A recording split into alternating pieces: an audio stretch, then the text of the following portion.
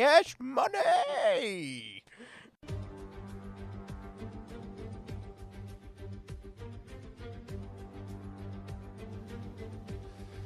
Hello out there in Internetland. This is episode 25, I think, of the 25 episodes of the 24 season.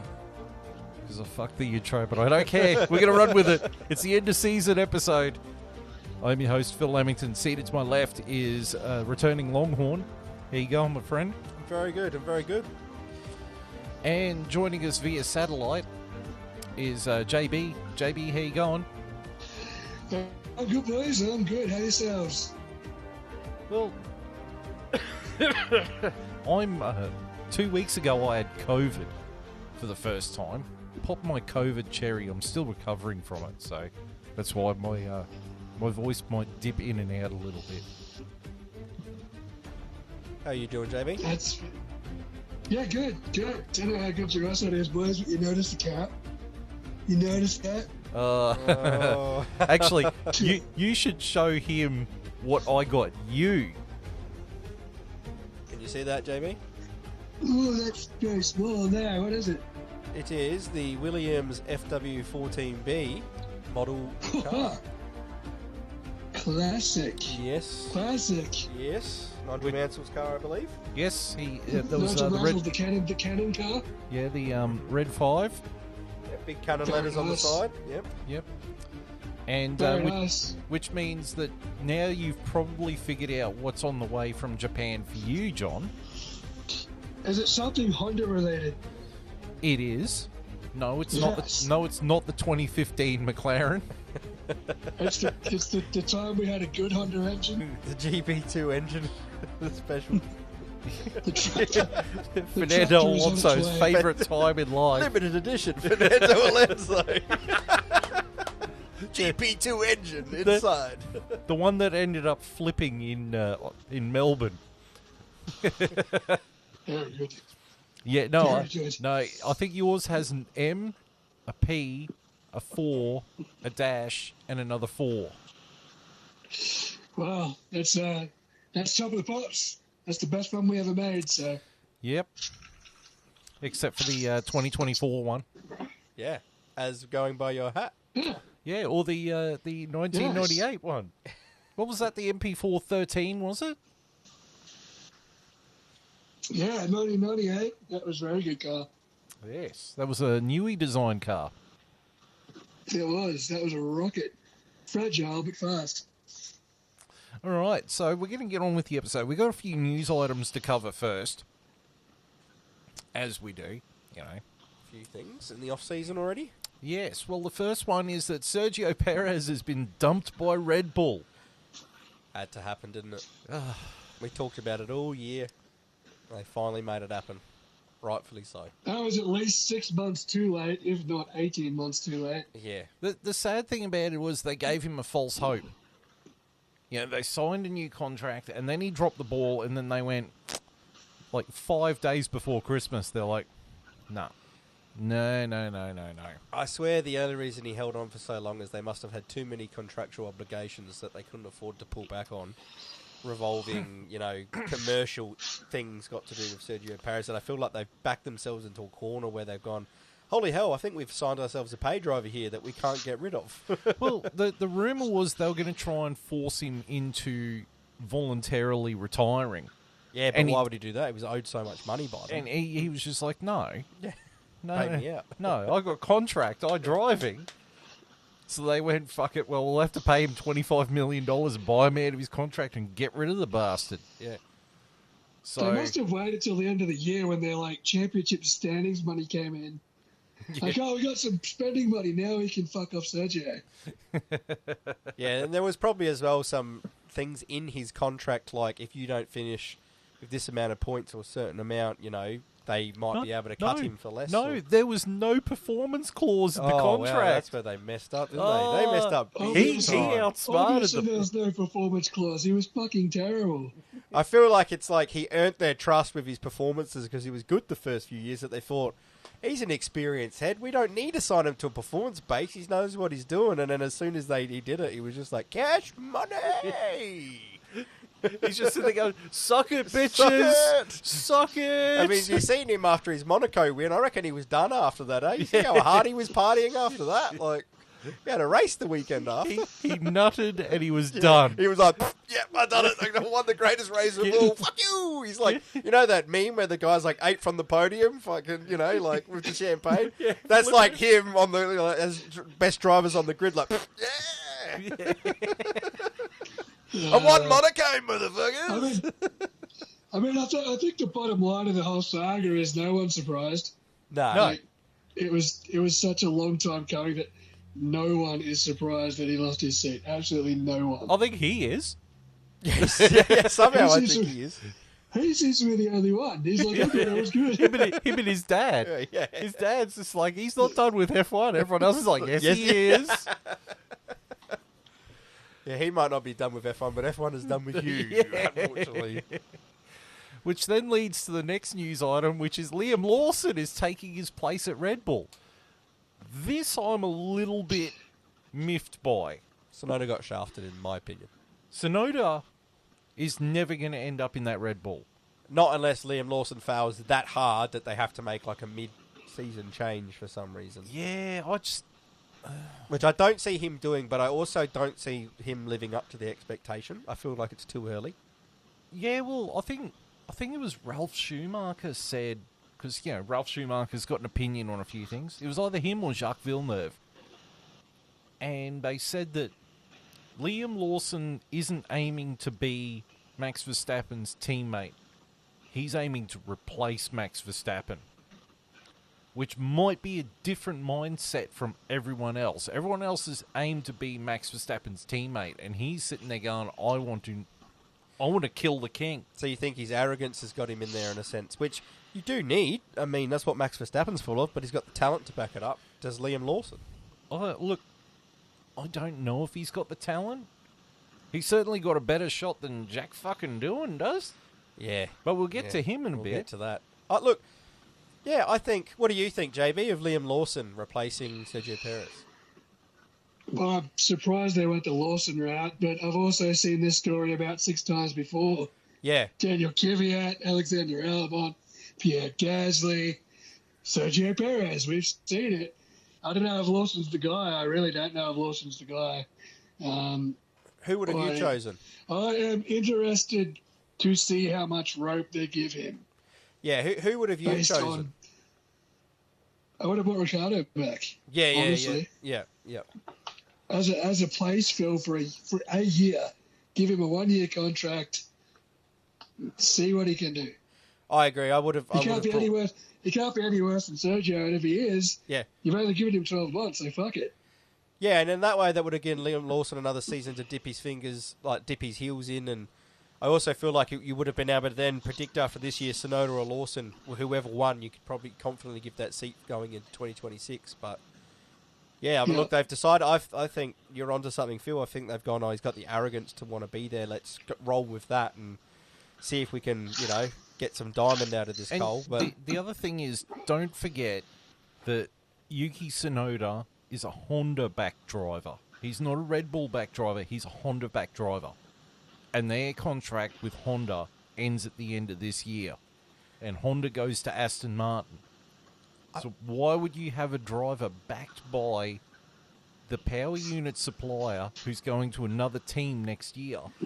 Because at the same time as he's backed by Honda, I mean, he's been in that Red Bull system 4 years now, and for me, he's done his apprenticeship. He's done what you're meant to do to get to the top team. This is what the whole point of having RB is. V-card, whatever the bloody credit card, whatever they're called these days.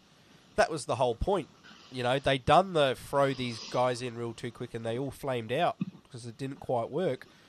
This time they've had, they've had the steady pair of hands in Sergio Perez, and I feel like when Perez was doing well, that's the balance they kind of wanted, because you've got your world champion, you've got Max Verstappen. Do you want someone else that's going to fight him? Or do you want someone that's just going to rear gunner like Valtteri Bottas did for Mercedes? Like, what do you feel like the better option for them is? Well, I mean, maybe Valtteri Bottas would have been the better option. I would have signed him for a year, like the same thing that JB said, had a stopgap year out of Bottas or Ricciardo before I'd done this, because I feel like Lawson's too early.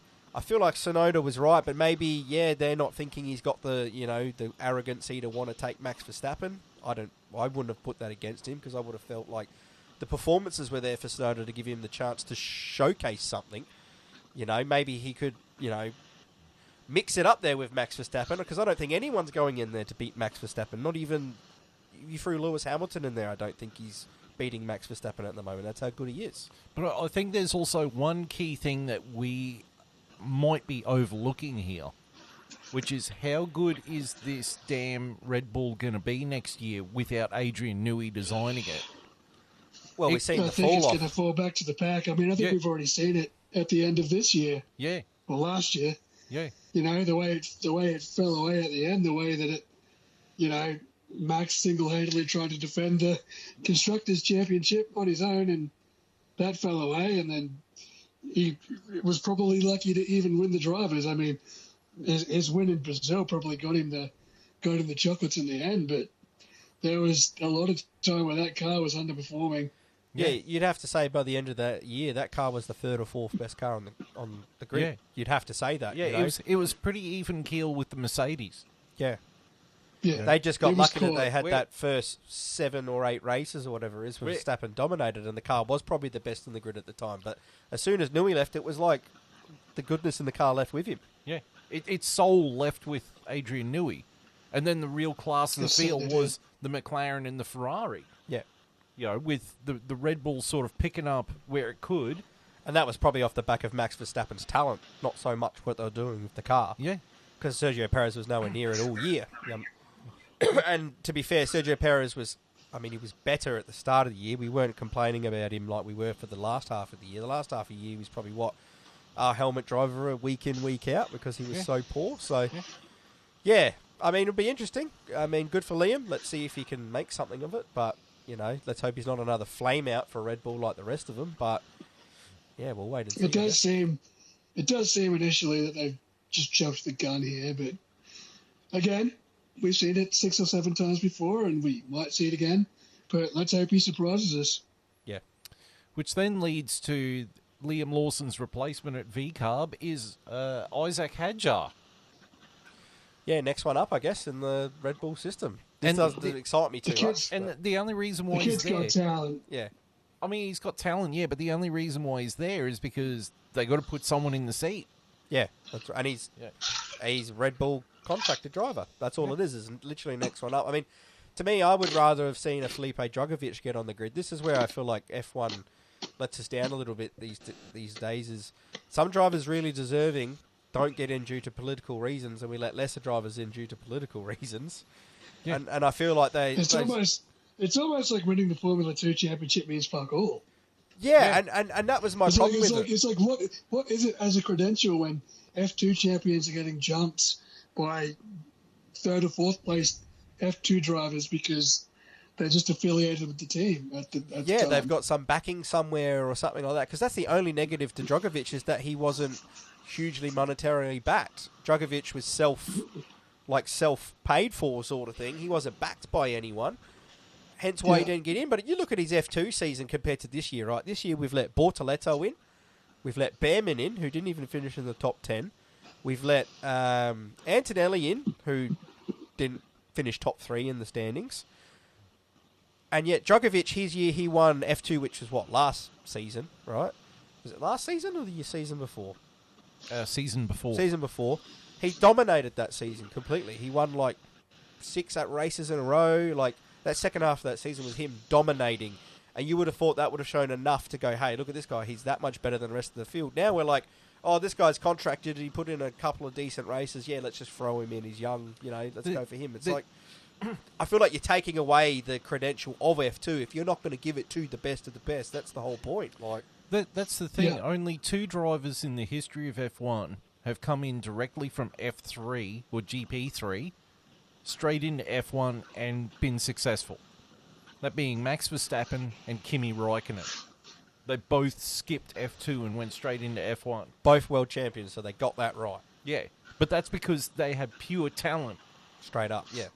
Some of these other guys develop at different paces, and that was Drugovich. He never dominated years before, but when he finally put it together, you meant to take that momentum and grab that and go, righto, let's throw, the fire in while it's hot and let it keep burning, I think one of the best cases in F1 history of a driver who did really well in GP2 but did fuck all in F1 was Jean Alesi.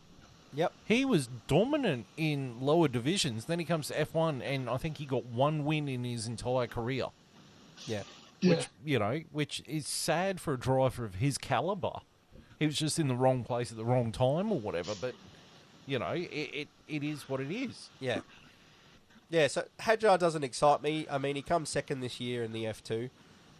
So I'm not knocking that he shouldn't deserve a chance, but I don't know. I find it hard this year. We're letting in a lot of rookies that I'm kind of like, I feel like we're taking away what the whole point of the F2 is we're meant to be letting in the best of the best, not just because you're affiliated with a certain group you're meant to get in. I mean, even Colapinto, don't get me wrong, he got in and he did some good performances. He also had some really shockers.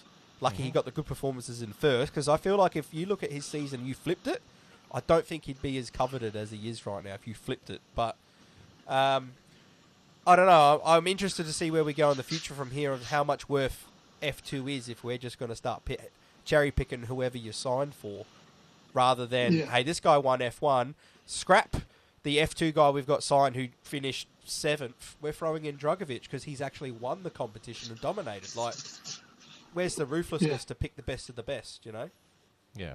Yeah. Next news item is that Valtteri Bottas is signed to be Mercedes reserve driver for 2025. Well, he had to go somewhere. At least he landed on his feet, sort of, kind of. I think, though, there's a hidden motive behind this, which is I think they think that there's a possibility that Kimi Antonelli's going to slip on a banana peel. I feel like it's a backup plan in case he does. And I also feel like Bottas is a steady pair of hands that's good to have around the garage that's probably going to help Antonelli. Like, I feel like Bottas has got the right attitude to sit behind the scenes and help a younger driver through, if that makes sense. So I feel like it's just a good decision to have him in the garage. Yeah, but he's got to be looking at that seat going, I hope you snip on a banana peel. Because 100%, and he'll be ready for it if that chance comes. Because I think it's too early for Antonelli. That's a pure insurance policy on... I guarantee Toto Wolff did that. I guarantee that was Toto's call. It's like, insurance policy, get Valtteri back. He's out of a job. If Kimi fucks up, we've got our guy. Yeah, I agree 100%. And again, like as you're just saying, Phil, this goes back to what I was just ranting about before, about the talent we're letting in. I'm not saying these young kids don't have talent, but is there an issue with letting them develop an F2 longer than, like, a bit longer than maybe they do? Like, why aren't we letting them dominate a season, or finish first before we finish top 2 or even top 3 in their year, rather than throwing them in? Like, it's like Oliver Behrman. Don't get me wrong, he's come in and shown he's decent, but how many drivers, if they got thrown in a Ferrari, could finish a race and showed they're all right? Like, how many could do that? Yeah. Because when he was put in equal machinery in F2, he didn't even finish in the top 10. So it's like... He seems like he's one of those reverse cases where when you put him in an F2 car, he doesn't do very well. You put him in an F1 car, particularly the Ferrari, and he steps up. I mean, he definitely has. So, again, it's like I don't want to knock his credentials to be in either, but it's kind of like... the only reason I look at it and I go, what is this doing for F2? Because the whole reason F2 works is that you want to see that winner, and then you want to see him in Formula 1. Because Formula 1's about the best of the best, other than a couple at the bottom pay drivers, which we all loathe and hate. It's like window licker stroll, you know what I mean? But they're part of a sport, right? But the rest of the drivers, we want to be seeing... Who's the best young guy? We want to see the Oscar Piastris. We don't want to not see them because the guy who finished third is, tied to this with this. You know what I mean? Like, I just want to see the best of the best, regardless of your political affiliations. That is the stumbling block currently. I mean, look. Colapinto's in. He showed talent. I mean, Bortoletto's in. He was F2 champion, so that makes sense. Yeah. Yeah. It's just the current stumbling block of F2 is it seems like winning the championship doesn't guarantee you an F1 seat when it should. Yes, 100% agreed. 100% agreed. I mean, and it's going to be an interesting year to test that whole theory because we've got a lot of rookies in, and they're either six all gonna hit. rookies, 6 rookies on the grid. It's going to be good. That's a lot. They're either Who's going to going to crash and sink and who's burn, going to swim? That's right. You know, That's probably the biggest. This is probably the biggest rookie turnover I think we ever had in memory. 6 rookies, like 6 never driven an F1 car before. Yep. Debutants, all talented in their own way, but it's going to be really interesting to see who sinks and who swims this year. Yeah. Next news item is that Andy Cowell has assumed the role of CEO and team principal at Aston Martin, with Mike Crack being demoted to trackside operations manager. Oh, he got demoted. I thought he got a promotion. No, he got demoted. Wow, Daddy Stroll's not messing around, mate. And because Aston didn't have the greatest year, to be fair. So, and because Andy Cowell is the CEO, but they do continue to employ the window liquor. So whose fault is it really? Everyone else's, apparently. Andy Cowell is the CEO, so I think he's made this decision. Andy Cowell has. Yeah. If you want it done right, do it yourself. That's a good approach. Oh, so he was the CEO beforehand. He was appointed CEO a year ago. Right. So he's demoted Crack. Yep. And put himself in the role. Yep. Righto, fair enough. I thought this might have been Daddy Stroll cracking the shits because Lance Stroll didn't win a world championship. Andy Cowell is not going to be at every race, though. So when he's not at a race, Mike Crack is the team principal again when he's not there. So I think this is too confusing. Yeah, it's one of those things that doesn't seem like there's continuity at the top going on there, which isn't a good look in my opinion. I feel like you want your guy at team principal, just like you want your drivers set. Yeah. You want to know. Well, we saw what that did to Alpine when they couldn't get their management sorted, and that sunk them. So exactly, we'll see what it does with us. Although they've got Adrian Newey designing their car, so I don't think they'll sink too far, if at all. Yeah, I think they've just got to fix their driver lineup. That's their big issue. Yeah. That's the big issue. The only one who doesn't see that is the owner of Aston Martin, unfortunately. Yeah. But the 885th most richest person in the world. You know, you can change the team principal as many times as you want until you give him the right drivers to go with it. You're never going to get it right. And unfortunately, I feel like when you change all these positions constantly as well, you never get enough continuity to actually build where you want to go, because one guy makes decisions for 12 months. A new guy comes in and all of a sudden he's got a slightly different vision to things. He starts changing it. Bang, you got to start again. Like, it's like, I'm going to use soccer as an analogy here. You get a manager in, right? You've got one team. The team's not working. You sack the manager. You get a new one and you might get a slight bump. But at the end of the day, you've got the same players. You got the same thing that last manager was working for. So eventually over time it's going to be the same. Like, you need to start something, a project, and give it time to develop with one person making decisions, because if you chop and change, you're just going to get bits of everything and it's going to make a scramble, mumble, jumble. It's not going to work properly. Correct. We'll see how it goes. I mean, they seem pretty confident in their decision, so... All right, next news item is that Franco Colapinto has been released from Williams and is the Alpine test and reserve driver, despite the fact they've already got 2 test and reserve drivers. This, to me, seems like Flavio Brigatore does not have any faith in Jack Doohan, and he's got him there so that he can yoink him out of the car after 5 races and slap Colapinto in there. That is exactly what it looks like, and that is exactly what it feels like. He's not even giving Jack a chance. Yeah, honestly, which is poor. That's what it feels like. I'll be honest, I always felt like them announcing Jack Doohan was like, it was poor Jack Doohan, right? Because he has done nothing wrong in all of this. But it always felt like it was their way of going, we're not going to potentially get this wrong because we did with Oscar. Yeah. So we're going to sign our guy, but it never felt like they were quite confident in him. It was more like, we're just doing it because of the situation we're in. Yeah. We don't want to risk looking like idiots again. And now they've got an insurance policy in Colapinto as well. So now it's like, well, not only have we not made the mistake of, the Oscar fiasco again, we've also doubled down, but at the same time now it's like, well, how much faith are you showing in Jack now? That's right. It does look poor on that front. It does make them look like they don't have much faith in him.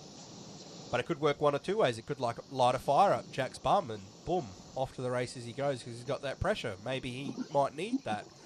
We'll never know, but it definitely feels like in their eyes, they've got their eyes on Colapinto taking that seat sooner rather than later. I watched a video that Josh Revell did about Jack Doohan this morning, like very early, because I've been up since about 4 o'clock this morning. That makes two of us. Yeah. And there was a couple of things that I thought was really cool. Like, Jack Doohan is Mick Doohan's son, right? You know who... Two-time MotoGP World Champion? Oh, more than that. More than that? How many? 5-time. 5-time. 5-time. Like, he's the God, Booker I must be T. thinking of Casey Stoner then. Yeah.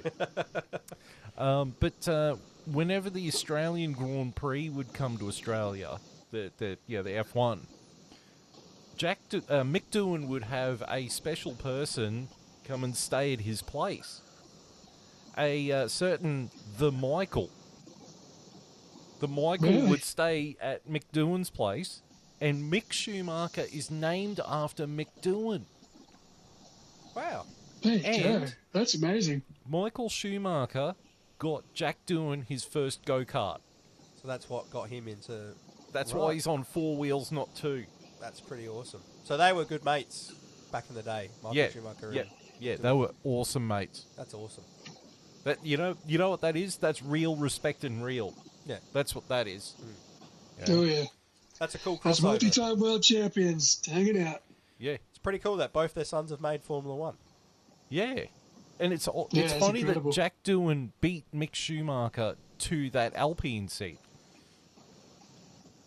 That's got to be that's got to stick in Mick Schumacher's craw a Got to little sting bit. a little bit, yeah.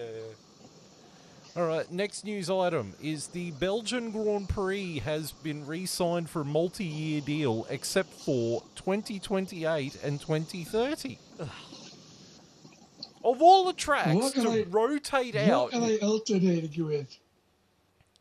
I think they're planning on bringing Germany back and alternating with Germany. Look, I'm loving Germany being back. Can we get rid of something else? How about we just chop Miami Yep. In the bin. Yeah. and Bahrain. That's a test track. Get rid of it. I'm being ruthless. cut it. I want good Chop it. tracks on my calendar. You know, yeah, look, they need to get rid of Miami. That Miami track has to. sucks donkey balls. Yeah. But there's a rumour going around that Austin isn't going to be renewing, COTA isn't going to be renewing their contract. So that's half the trouble. Is this an F1 thing or is this a Spa thing that it's not being renewed for every year? I think it's a Spa thing. Right. So something's going on that side of the negotiation. And I mean, like, the Netherlands Grand Prix is only on the grid until the end of next year. which is crazy, isn't it? Because they've literally got the world champion on the podium. I think they're sensing Max Verstappen's popularity is going to drop off. Well, I think everyone's sensing that maybe the Red Bull is not going to be very strong in 2026, and Max is either going to make a move to Well, we saw what Aston happened at Martin. Zandvoort this year. Lando just angled everybody and then dropped Max's catchphrase at the end of the race. They can look at that two ways, though. At least they all brought the right colours, you know? Correct. They're all wearing papaya. Yeah. But look, I don't mind that. They've said that maybe Imola might not be renewed soon too, This is sacrilege. What's because happening? they asked Stefano Domenicali, is Monza going to alternate with Imola, and he said no. One of them's going to go instead of alternating. And Monza has I'll play devil's advocate here and say I wouldn't be sad to see the back of Imola, to be honest. It hasn't really done much since it's come back. Yeah, I think the best problem. thing it did was it rained that year, and then George Russell smashed into Valtteri Bottas. I think That was about it. the problem with Imola is the track is too narrow. It's designed It for is. cars from the 80s and the 90s and the 70s. But we are It's going to narrow smaller and cars it's in got one 26. DRS zone. Yeah, but it's just too narrow a track. Yeah. You know, it needs a bit of an update. Yeah. You know, and bring that corner back where they changed it after Senna died. Just make it the way it was. Just concrete. Yeah, let's see if we Concrete. can get Yeah, lunch. and Concrete make death. it bumpy as hell as well. So, you know, you've got more chance of Adrian Newey killing someone. Johnny's just like, don't you go there, you bastard. But it's nice to see Belgium still has a contract. It just sucks it's going to be off for a couple of years. At least they've extended it because it was getting to the stage where I didn't think they were going to extend it at all. So Yeah. Right. Next news item is... I don't have any more news items. That was the last news item. I do have this lovely quote, though. I'm going to read this before we get into the awards. Yeah. So, Matteo Bonotto, who is the team principal at Kick Sauber, sounds like a fucking soccer team, eh? That's a goal for Kick Sauber! Hey. Matteo Bonotto! Yeah. So, Matteo Bonotto said that I would never have signed Hamilton. And Fred Vasseur, his replacement at Ferrari, old Uncle Fred, said, I don't think Hamilton would have gone to Sauber. I'm glad so many people have time to comment on our decisions. That is a great reply. I know what Bonotto was trying to say, but that is a great reply. Shots fired. Thank you, Uncle Fred. I mean, I don't agree with signing Hamilton, but we're stuck with him now. Yeah. It's 2025. I can't sit there and say a Mercedes is a Lewis Hamilton mobile anymore. Yeah. You've got to start backing for him. I'm here for it. I'm here for watching you slowly turn into a Hamilton fanboy. You're like that It's gonna be a Simpson meme Hamilton with Homer fanboy going over into the the next 12 bushes. months. Yeah.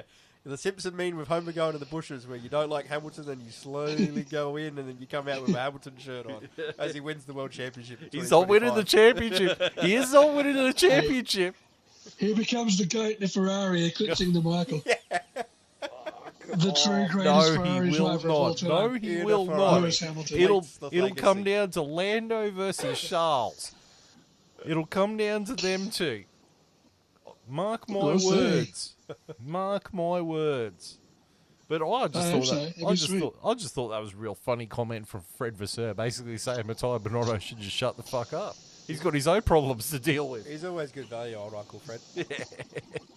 Yeah, I like Uncle Fred though. Yeah. Him and Zach Brown. Yeah. They're absolute class acts. I think we've got some good team principals Yeah. on the grid at the moment. If you got them two, Christian Horner, Yeah, James Vowers, I think he's slowly coming on as a good team principal. That's with the us. thing. Like you've got Uncle Fred and Zach Brown. Those two guys are fun. Yeah. They are fun.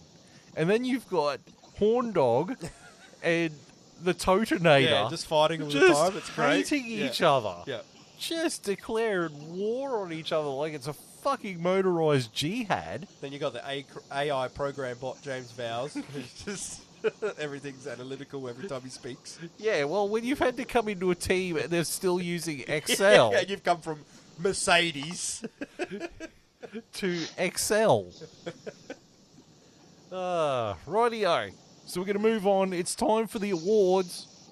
Let's do it. The first award, Key Driver of the Year. Oh, hell yeah. Are we picking one or are we picking Key multiple? driver of the year. Well, it's up to you guys to vote. Okay.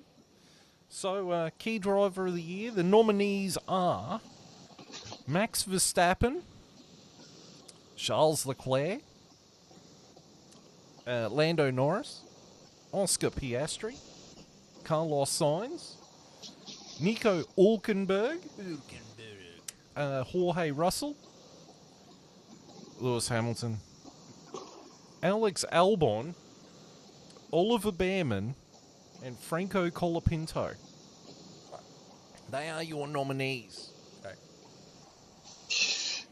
That's a tough one because my heart says Lando, but you know, the guy that outdrove the car the most to be the key driver, Nico Hülkenberg. That dude was outdriving the machinery for weeks and months on end. He really It's was. okay to say, you know, Max up there, Lando's up there, Oscar's up there, Charles is up there because their machinery's great. But Nico Hülkenberg was just dragging that heart so far up the grid with no real reason at all, just to show he can do it. You know, I'm going to give it just for his end of season performances. I'm going to give it to Nico Hülkenberg. I like it. I like it a lot. Yeah. Hulkenberg. I mean, if it was up to me, I would have said Charles Leclerc because he's been consistently a key driver of the year. But you could also have an argument for Lando Norris. Yeah. You know, you could certainly rule out Max Verstappen because his antics towards Lando Norris at Coda and Mexico were a fucking joke. Yeah, I would still say, though, he drove the car for most of the year. But he is still the world champion, yeah, so... Yeah. The only reason I wouldn't give it to Max Verstappen is because of that fact that he's four-time world champion. We don't need to talk about him any more than he gets talked about. He's absolutely amazing.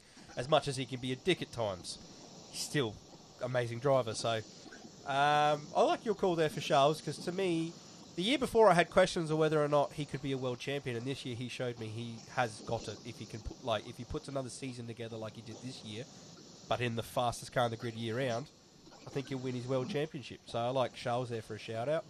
Nico Hülkenberg, amazing. I might have to go that way too, I think. Just as like JB said, Nico Hülkenberg was driving the Haas that we predicted to finish last, and he was constantly in Q3. I think he finished the highest of 5th this year, which is pretty spectacular in that Haas. And he's 50 years old, so for him to come back, he wasn't in a seat not too long ago, and show his worth to basically get himself a deal with Audi next year. I'm pretty pumped for him. And if I could give us honorary mention, I'd like to give one to Yuki Tsunoda, because I feel like he outdrove that RB for most of the year. See, if I was given an honorary one, I'd give it to Ollie Behrman. It's a good one. Because he held off Lewis Hamilton and I think it was Oscar Piastri in Jeddah with 45 minutes practice, and he still managed to keep it out of the barriers, as opposed to the window licker who took 7 laps and fucked it into the barrier. Can you bring your car back? No, it's in the wall. Sitting there with the monkey clanging his thing. Ding, ding, ding, ding, ding, as he puts it into the wall. Right, so, key driver of the year, Hulkenberg? I'm going to go Hülkenberg. Hulkenberg? Yeah, I'm going to go Hulkenberg too, yeah, good on him. The Hulk, key driver of the year. Right, here we go. It's time for the PK kick. Yes, now we're talking. Helmet driver of the year. Your nominees are Kevin Magnussen, Daniel Ricciardo, Fernando Alonso, Sergio Perez, Sogan Largent, Hey! and Lance Stroll. This should be an easy one. JB, do you want to take the lead? This one's tough, though, because Lance Stroll's the obvious choice here, but Sergio Perez fucked it so bad this year. Yeah. But Sergio Perez is also out of a job. So by proxy, it's got to be Lance Stroll, because he's still somehow driving a fucking Formula One car. Look, here's my train of thought, okay? Sergio Perez did cost Red Bull a Constructors. And Sogan Largent did lose his seat. And about $5.2 million as well in damage. Yeah. And Sogan Largent, he cost a couple of quid. We'll say. About $50.2 million in damage. You know, and he did wipe out spectacularly. But neither of them beached themselves in dirt at Brazil.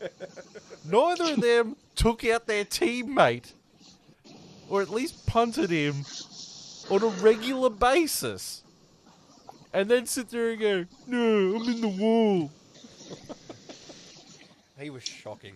Just, He's absolutely shocking. it's just, you know, I mean, like he rammed up the arse the of Brazil- Daniel Ricciardo the in Brazil China incident under the alone. safety car. Yeah. Of not taking the shortcut around, or the long way around the sand trap, and just driving through the fucking pit. Driving through Like the he's in a sand fucking trap. Land Cruiser. He literally has the word trap in it. Drove his Aston Martin Prado. He forgot to put it in Forgot sand. to lock the- He forgot to put it in forgot to fucking lock sand the trap hubs mode. in, That's man. where he went wrong. He Jesus had the wrong Christ. tyres on. He needed the Pirelli sand dune tyres on. Uh, He Yeah. It's hard to go past the spastic for this award. Here's something you might notice if you ever watch the movie Mission Impossible 2. You remember the movie, the motorbike chase at the end? And it was my brother that pointed this out to me when we went and saw it at the movies when it came out. If you look at the motorbikes, the tyres change each scene. They go from dirt tyres to slick tyres to knobby, like going through proper mud and dirt, knobby tyres. Yeah. For the big thing at the end. Don't you love when movies spend hundreds of millions of dollars to produce them and they just details like that, they're just like, Meh. oh well. We couldn't possibly make it look like they've got the same tyres on the whole time. Safety. Health. So my vote for this, I think this pretty well writes itself, is the window-licking spastic, the smooth-brained imbecile known as Lance Stroll. For me, it's one or two guys. It's who you guys have already gone for, Lance Stroll. I feel like he basically should win this award every year. And the other one is clearly Sergio Perez, costing them basically the Constructors' Championship. So I'm going to give it to Sergio just so he gets a vote from one of us, because his year was that awful when he was in a car expected to get points and he couldn't do it to such a bad pedigree that they finished third in the Constructors while simultaneously winning the drivers. For me, Sergio Perez came out of this looking really good because he cost the team, $50 million in damage, and he got paid $25 million to walk the fuck away. So basically, he has cost $75 million. That's a good payday. Oh, he's cash money. He's done well. Yeah. He's done well. I mean, I wonder if they took it out of his paycheck on the way out. Yeah, he's not leaving any money on the table because it's either been burned in fixing the car or he's walked away with it. To steal There's a no quote, money on that table. to steal a That's quote, God. The dealers took all those ships away. to steal a line from the video game Payday 2. Look, I know Vlad is nuts, but so who are you going for, John?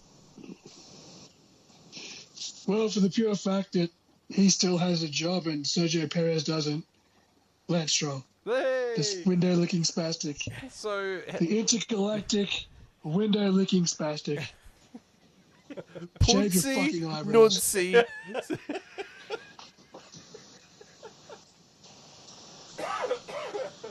Right.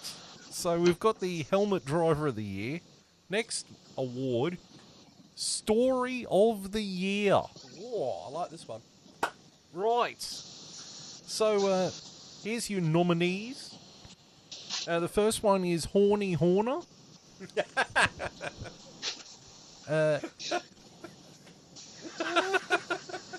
We've broken him. I didn't realise we were going to read out the tabloid names for each story. That's gold.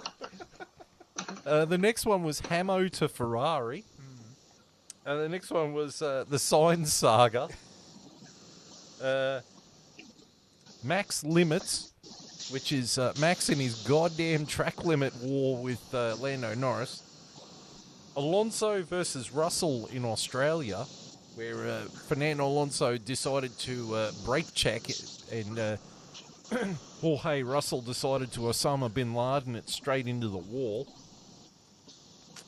The Newey Saga, the Andretti Saga, Cadillac finally getting entered without Andretti, the Perez Saga, and the final story is Williams using Excel.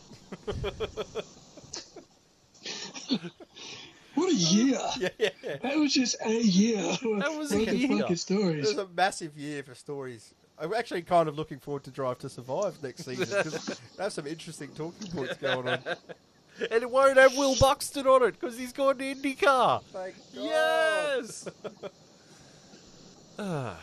So, what are you on? What story? A couple of biggies there, wasn't there? Like Williams Hamilton using- to Ferrari was obviously massive. 'cause, Yeah. you know, the kind of driver he is. I mean, Sergio Perez was a big news point all year because he sucked for so long, and it was, you know, whether or not he was going or not for so long. Adrian Newey for me is probably the big one because, I mean, he's obviously the hottest prize in F1 to get, and he went to Aston Martin of all places for a gazillion, bazillion, $1 billion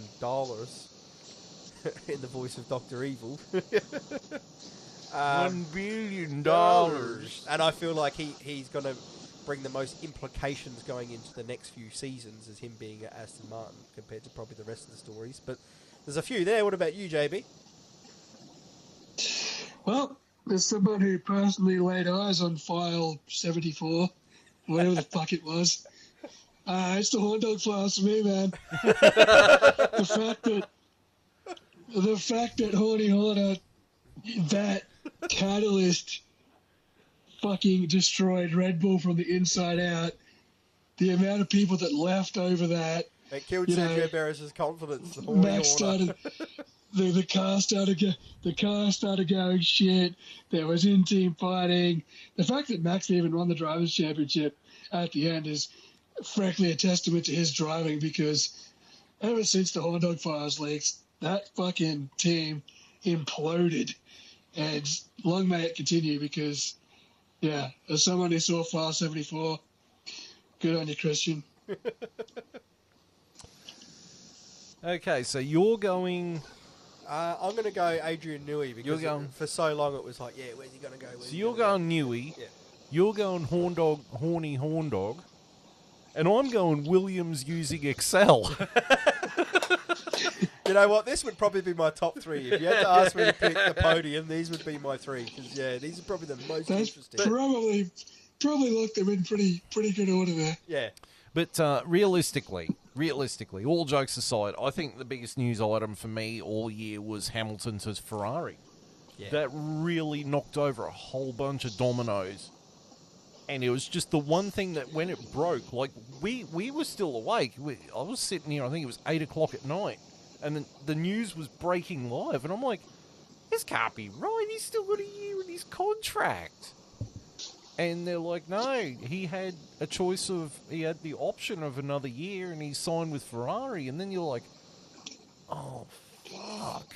And that one move was the domino as to why Carlos has gone to Williams, and why we've got 6 rookies on the grid next year. Yeah, that one move triggered all of that. Yeah, huge knock-on effect, wasn't it? And, look, it was announced a few days earlier that Charles Leclerc had signed a new contract with Ferrari. So you're like, oh, that means Carlos is gone. And then your first thought is, why are they breaking up such a good pairing for Lewis fucking Hamilton? Like, if Lewis Hamilton is such a great fucking driver, why doesn't he go to Audi? You know? But instead he's going to Ferrari. He's trying to complete the legacy. Well, he gets a chance to drive for 3 legacy teams. That's pretty good. Yeah, that's what it's all about. Yeah. So maybe he can sneak 6 months in with Williams at the end. Yeah, that would be pretty great, actually. I'd take it. That would mean he's the 5th driver then to have driven for McLaren, Ferrari, and Williams if he did that. 4 drivers in history have driven for the 3 old guard teams. Being Mansell, Prost, someone else who gives a shit, and Carlos Sainz. Yes, Carlos Sainz, yeah. I reckon we nailed it there. They would definitely be the top 4. You're probably right. Hamilton's probably bigger than the Williams story. Wasn't like this. It was probably the funniest story of the year, because it was one of those things where you're just going, what is going on? John and I certainly enjoyed that one. That was a good one. That one. I didn't so much. I did find the humour in it, but my God, was it painful to listen to. But yeah, they were probably definitely up there. They would have been in my top 5 for sure, all of them. I think they all deserve to be the number 1. What do you mean we're not using Excel anymore? I've got my Commodore Amiga here too. We can find the parts on it, you know. I'm just laughing at the Williams, just watching Downturn I've Abbey got on Commodore Paint on here. We can... You got someone in the background designing the livery using Mario Paint. On the Super Nintendo. All right. The next one. All right. Top 5 races of the year. Nice. Top 5 races of the year. Oh, All right, who wants to go first on that one? I will go first. So my number 5 race was Baku, Azerbaijan. That actually was an interesting race this year. My number 4 was Las Vegas. Las Vegas didn't disappoint again. It wasn't perfect, but it didn't disappoint. Number 3, Monza. Monza was an epic race. Like, that was epic. was that the Ferrari with the tyres, McLaren pitted, but Yeah. Ferrari didn't? They stayed out. As Charles Leclerc won it in Yeah. front of... And, I mean, you had the squabbling between Lando Norris and Oscar Piastri. Yeah. And Charles Leclerc just motorboated on, you know. Number 2 race was Austria, where Max and Lando decided they were going to tag each other. And Jorge Russell won. yeah, Osama bin Russell. Yep. That was a good one. And oddly enough, now you would have thought Monza would have been my number 1 race, but my number 1 race for the year was Melbourne in Australia. Because you had the drama That was chaotic. You had the drama of Max Verstappen's brake pads deciding to explode, and then it just threw everything into chaos. Like, anyone could win it, and Carlos Sainz won it. Yeah. Yeah, it was a good race, that one. And I mean, special mention should go to Jeddah because of what Oliver Behrman did. Other than, if it wasn't for Oliver Behrman, that would have been a boring-ass race that no one cared about. Yeah, there was a few of them this year, unfortunately, outside of individual brilliances that made them bearable. Yeah. But yeah, that was a good list. JB, do you want to... You got your 5? Yeah, well, my number 1 race was Brazil. Max Verstappen's drive was absolutely fucking phenomenal. Yep. Number 2, I'm going to go Zandvoort. Lando just dominating in Max's backyard. Number 3, I'm going to go Silverstone. And I mean, we've all got our opinions about Lewis Hamilton, but Lewis winning that race was pretty unexpected and pretty fucking awesome. Number 4, I'm going to go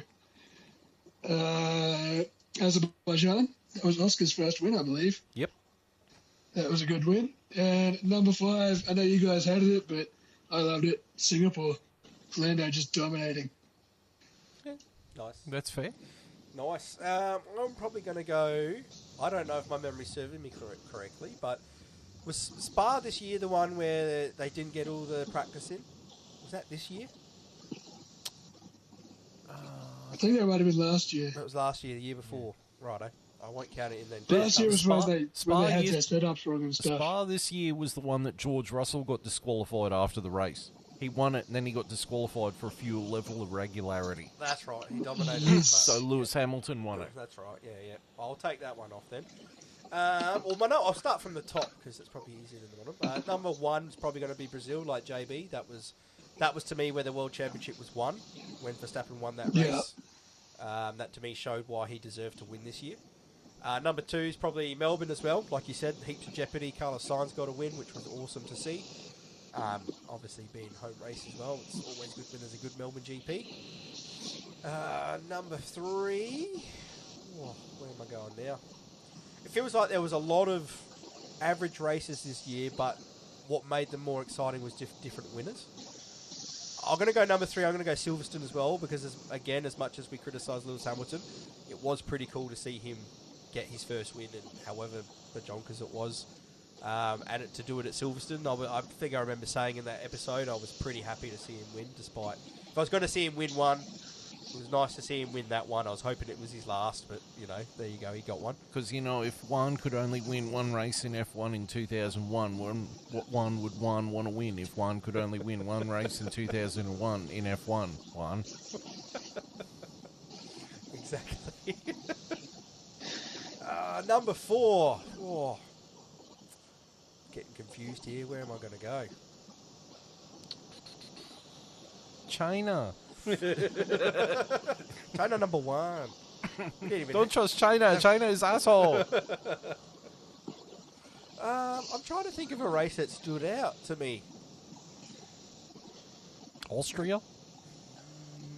Yeah. Yeah, go on. Austria number 4, because like you said, that was the Verstappen Norris, and Jorge Russell was there to win it, so that was the start of their tension sort of thing. And then, I'm going to give 5 to Baku as well, just because Piastri got his win. It was good to see him get his first win. Yeah, so that'd be my top 5. All right. And the final category. JB can't see the photo we've just put up. Best episode we did this year. Nice. Three episodes. Your favourite 3 episodes this year. Man. We've had a few. First one is whatever episode we talked about Williams going on Excel. That would be Australia, which is on my list. Australia. Mexico. I really liked the Mexico episode because we did a lot of ranting about Max Verstappen and his dim-witted driving track limits. And Brazil, because we did a lot of talking about Lance Stroll and his ability to bury his own fucking car. Yeah, And Brazil was a me good sitting episode. there going, why is this guy still on the grid? What is he doing on the grid? That's right, I remember What, you because- going, what is he doing on the grid? One of our listeners messaged me going, you should loop that, edit that and loop it. Why? Why?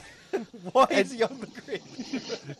Put a beat behind it. So it's just- What is he doing on the grid? What is he doing on the grid?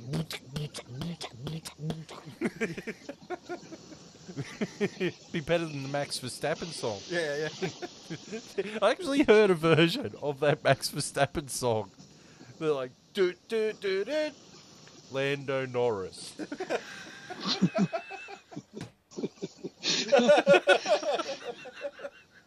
They're going to play that song next year when he's world champion. You can laugh now. The internet is undefeated. It was just some ordinary guy going, Lando Norris. That's good. Yeah, well, I'm going to throw, obviously, Melbourne in there, because that was the one we talked about Williams so much. Brazil, for sure, because of that moment you were just talking about, with you repeating what is he doing on the grid 8 times. Yep. And my other one,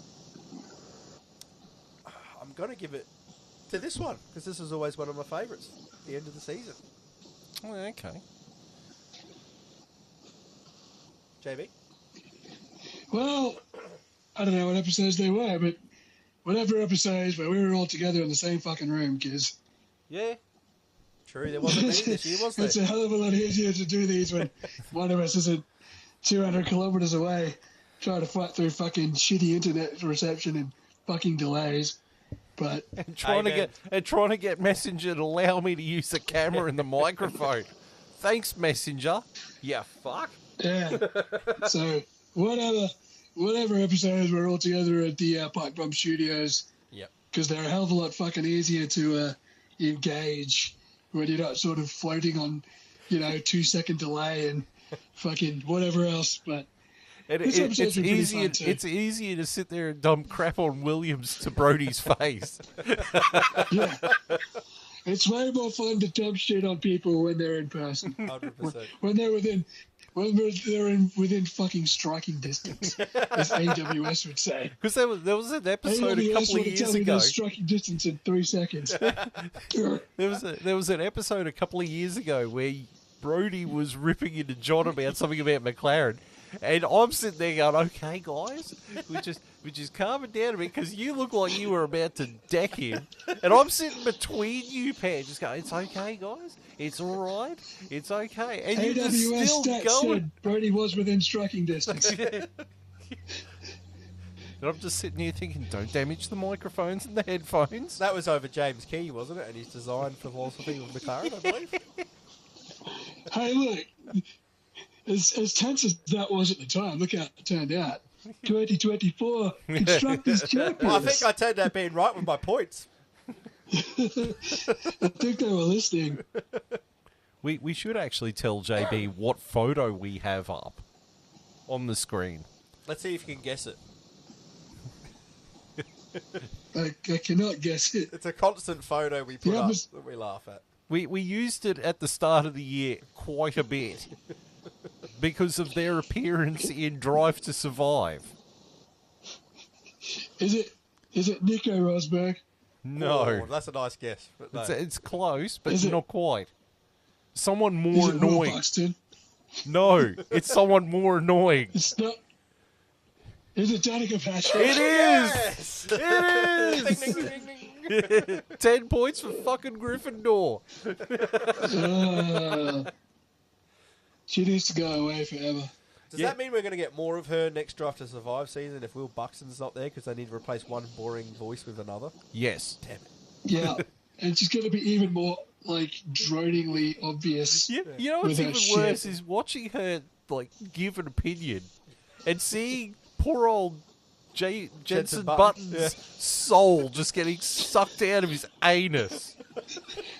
While she is rambling on incoherently, he's just sitting there going, please, put a fork in me. I In am the back fucking of- done. In the background, Jensen Button just blows his fucking brains out. As she's talking, he just pulls out a clock and just fucking ends it. He holds up a note saying, I was 2009 world champion. And then another one says, this is what I've had to resort to, and shoots himself in the head. I can't live any longer like this. I was 2009 world champion, and now I'm stuck with this shit. Yeah. And she's still rambling Long on lived as his Australia. fucking brains are pissing out all over the floor. Then Nico Rosberg chimes in with, don't forget, I beat 7-time world champion Lewis Hamilton in the same machinery in the Mercedes. What a drive today by Lewis Hamilton, who I beat in the same machinery. Oh, Jesus Christ. Oh, God. All right, so then we've got the calendar. So we've got the calendar up. So the 18th of February is the F1 75th season launch. This is the 2025 calendar for those Yes, listening at home. yes, We're looking at. 2025 calendar. Sees the livery launch. They're going to have all the cars at O2 to launch the season. Yep. Nice. On the Ex- same day, ex- that's fucking sick. Except Ferrari has said, we're not taking our car there. We're going to show our car on the 14th of February, like we do every other fucking year. It's Valentine's Day. Valentine's Day, where we make love to our fans by showing them what shade of red our car is going to be this year. It's And gonna be the a top car, shade the of red, car is apparently. going to stay at fucking Maranello. Right. It's gonna be burgundy because Lewis is there. Yes, well. I'll tell you one thing I do like seeing straight away is that round one. Oh, hang on. Yeah, what? We'll get to that in a sec. Because then, from the 26th to the 28th of February is pre-season testing at Bahrain. Ooh, interesting. Interesting. So we'll have the livery launches, then the pre-season testing, and then we've got to be at 2 weeks after that until the first round, which is Melbourne, the way God intended it. It's back. Thank It is God. back, baby. Good. It is back. There's Looking forward to it. 24 races this season. So it starts at Melbourne. That is the weekend of the 14th to the 16th of March. March, not April. March. That's It's crazy, isn't it? that's a reference for our friend Jamie. We've got 2 months to the start of the season, lads. Yeah. I know we're late on doing this end of the season thing because Happy New Year, everyone. Yeah. we're well into it, into the year, but yeah, isn't that crazy? Yeah. 2 more months and we're fucking up and running again. So Melbourne, then we got China, and they've got the first sprint race of the year. Like that. Then we got Japan, then Bahrain, Saudi Arabia, Miami for another sprint race, Imola, Monaco, Spain. I think this will be the last time they're at Barcelona. Because they've got a new circuit up Yes. and running for 26, don't they? Yeah. Yeah, street circuit. Madrid, is it? Yes. Yep. Then they've got Canada, Austria, Silverstone, then Belgium, which is going to have a sprint race, It's going to be interesting having a sprint race at Belgium. then Hungary, then you get your mid-season break, and then they go to the Netherlands, Monza, Azerbaijan, Singapore, Kota, where they're having the next sprint race, Mexico, Brazil, God's country, and it is another sprint race, Vegas, Qatar for the final sprint race, and then Abu Dhabi in December. Straight up, I'll say I like the look of them first 5 races in that order better than how it's been. Starting where it's meant to start here in Australia, that's how it should start. China with a sprint race, I actually like that. Throwing a sprint race in China, give it something a little bit extra, even though I'm not that big of a fan of sprints anymore.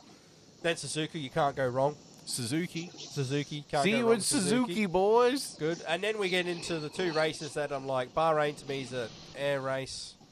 To me, it's always just a testing track. That's the only thing that gets me so excited about Bahrain, because that's when I know the season's getting there, when we're testing at Bahrain. So I'm glad that it's not also the first race, because it's kind of a bit crap when you're like, oh, pre-season testing, they've done Bahrain, how good, and then we're racing there. I'm like, oh, doesn't give me that excited. So it's good now that's kind of mixed in between. We should have a bit of excitement in those first few races. And then Jeddah is actually one Middle Eastern race I enjoy, because there's jeopardy, because if you stuff up there, that's it, game over. Yeah. So that's good. I'm enjoying that. What about you boys? What do you think? Yeah, I quite like it. How about you, JB? Yeah, I'm surprised. I'm keen to see Japan this early in the calendar. That's going to be interesting. Wonder if we won't get any rain being this time. I don't know. I'd like to know if it's going to rain in Bahrain, and if there's actually going to be any use for wet weather tyres. JB? Well, look. We tried that once before. Didn't quite get so It didn't quite pan out. It was an interesting strategy call. It didn't quite work out. Yeah, a bit optimistic on the weather front there, but it's all good. No, it's Japan being this early in the season's awesome. Melbourne after China, China after Melbourne. I don't think that's ever happened before. They've just hit the fucking scramble button on the season, and everything's everywhere at the moment. So it's going to be really interesting to see what cars have advantages early in the season and what cars have advantages late in the season, with a few tracks that are later in the season being earlier and vice versa. Yeah, it's going to be good. It's going to be a really big test for car development early doors. Yeah. All right. So that's our end of season episode. That was done for another year. What a year we had. Yeah, it was quite it was a really look, we knew like the drivers one kind of came down to the wire at the end, but it was really the constructors. And just to see Red Bull just drop off a cliff. It was nice to see. We had 7 different winners this year. That was nice to see, because we've had a couple of years now of 1 or 2 winners, and it can get a little bit monotonous when one guy's dominating as much as they can. As much as you can admire it, it does get a bit monotonous doing, especially when we're doing these podcasts after every race, talking about Max winning all the time. So, yeah, this is probably up there. Since I've been doing this with you guys, other than the first season we did, which was obviously the greatest season of all time with Max Verstappen winning at the end. We'll never beat that. This is probably my next favourite season we've covered. Yeah. This is easily the best season. This is easily the best season since 2021, and probably the most diverse season since probably 2012. So it's been good for a Formula One standpoint, for the sport's popularity, and for the continued growth of the sport and the continued interest, especially on our end, seeing as we have to cover 19 races of fucking Red Bull winning. It was a good year, and capped off with McLaren winning the constructors for the first time since '98, and well in the hunt for the drivers next year. Let's hope they hit the ground running. And it's only 3 weeks until season launch, boys. That's how crazy it is. Yeah, I'm going to say something really controversial here, but I hope that Red Bull are not in the running for the constructors or the drivers next year. I really want it to be the old guard. Ferrari, McLaren, I'm hoping. Oh, look, I want Williams up the front. Oh, I do too. I'm being realistic with that answer, but who knows? We could jump the queue and Yeah, I and mean, get you've probably like- got the best driver pairing on the grid now, besides the McLaren pairing. Yeah, well, I think we definitely got top three. I'm pretty biased. I'd say we probably got the best, just because I want to, because it's Williams. I want to give the boys credit, but yeah, definitely top three. But I feel like 26 is going to be a year that we've already sort of come out and said that next year is going to be a bit of a throwaway year. But I still think, outside of being a Williams supporter, I feel like next year is going to be quite exciting because we're going to have a bunch of teams that are all going to catch each other going for it. I feel like we might get a different world champion next year than what we've got, because I'm not sure Red Bull will be able to keep up. And we've also, as we were saying before, we've got 6 new rookies. So that's 6 new drivers to find out whether or not I like or hate them. And that's 6 new, points of jeopardy. What if we got 6 new Lance Strolls in the grid? I think that's my big issue with 2026 is that they're changing the car concept again. And I think they should just change the engine, like the power unit concept, and leave the bodywork the way it is. Like, make it slimmer, yeah, but don't fuck with it. Don't put this X-axis, Y-axis, axis bullshit. I agree, because like you said, we've finally got sort of parity between the cars aerodynamically. I know, they've jumped the gun. They've got the closest racing they've had in years. Multiple winners, the constructors went down to the last race of the year, and then they've got it like, well, this is the last year of these regulations. We're fucking them off. Yeah. It's like you finally you've got the balance right, and then right as you've got 2012 levels of fucking, winners and fucking unpredictable outcomes, you're fucking obsoleting it. So yeah, as you're saying, Phil, if we could keep the regulations we got, just make the cars smaller, I think we'd all be very, very happy, because I feel that would increase more. I like the new power unit idea, even though I think it shouldn't be 50-50. Like, they've got a 50-50 where it's 50% electric and 50% internal combustion engine. Yep. I think they need to keep it the way it is at the moment, because they're worried about generating power for the electric part. But I just think they need to develop this biofuel and just fuck this hybrid shit off. Yeah, just go full biofuel. Yeah. Yep. Give us back the noise. 100%. They're not far off with the biofuel. They reckon 2030 will be full bio, and then they are actually thinking about going back to V8s after that. So we'll see. Awesome. Woohoo. I'm here for it. Right. So we're going to wrap this up because JB's got to go to bed. He does, poor soul. Yeah. Certainly. Salute to you, my Certainly brother. do. Whereas we get to sleep in. So have a bit of that with your breakfast. Fuck yes. I'll be back. It's all right. 3 weeks and we got to do a season launch episode anyway, so don't get too comfortable. And I'll probably be the one at the other end of the video phone. Yeah, the other end of the video scope, yeah. So, we'll come back after the pre-season testing so we can compare the liveries, the launches, and the times at the testing. Bit of season preview stuff. Yeah, might even sit down and watch a retro race beforehand. It's always good when we get a retro race in. Yeah, should do one. It's been a while. That sound. Yeah. That sound. Yeah, and Murray Walker on commentary. Yeah, nothing beats it, eh? Yeah. Oh, it's like loading up the old PlayStation 1 Formula 1 game and hearing Back to Shalabel by Joe Satriani, and now you fire up the new one and it's some doof shit, and you're just like, what the fuck is this? It's like watching cricket in the noughties. Oh. The golden generation. There's something about it, isn't it? Yes. Test cricket in the noughties. Gets you going. Right, well, thanks everyone for tuning in. Sorry this episode's been a little bit late, but suck it, don't care. Thanks for tuning in. I hope you enjoyed the episode. On behalf of myself, Brody, JB, thank you for joining us for 2024. Even though we're recording this in 2025, we hope that 2025 is an even better season than what we had last year. Go Ferrari. And thank you for joining us. Until we come back for the testing, it is goodbye.